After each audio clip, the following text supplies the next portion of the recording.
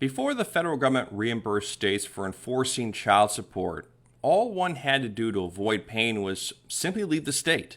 You see, civil judgment enforcement stops at the state line. So Illinois and other states, well, they kind of made non-payment of child support a felony. So if a parent wanted to run off to Idaho, for example, well, Illinois would just extradite them back. And if they posted a bond, that bond went to the other parent. But extraditions are expensive, so the government huddled all the states together and they cut some sort of grand deal. Enforce each other's support orders civilly, not criminally, and we'll reimburse you the cost. We'll also give you access to our SSN database, tax returns, passports, you name it. Mission creep kicked in from there. Now anything HFS touches, they essentially send a bill to Uncle Sam. Regardless, funding increased caseloads and the ISBA was forced to come up with a quick way to cycle through cases. In the 80s, we came up with a percentile guideline system, 20% for one child, 20 for two, so on. 2017, we revised it to a comparative income and sometimes parenting time system. So now we'll look at both parties' wages and we'll also count the overnights. The first case I'm covering is fairly common sense. Really, whatever standards you hold to an obligor to set support, you must also hold to an obligee. Great, no problem.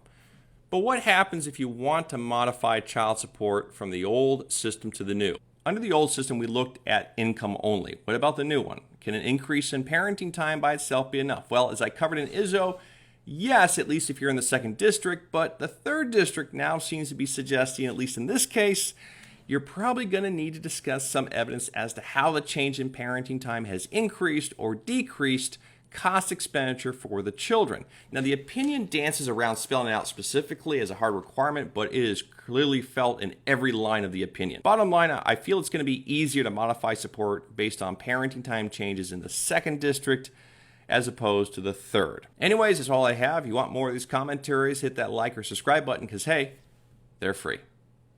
Do you or someone you know have your driver's license suspended? Well, as a reminder, on January 25th at Malcolm X College, there is a free event that's being put on. It is a pro bono event. Myself and 50 other attorneys will be volunteering our time to help you get your license reinstated. We're even going to have a Cook County judge that's present. Advanced registration is mandatory in order to see the judge that day, so please visit my Facebook page for more details. Again, it's free.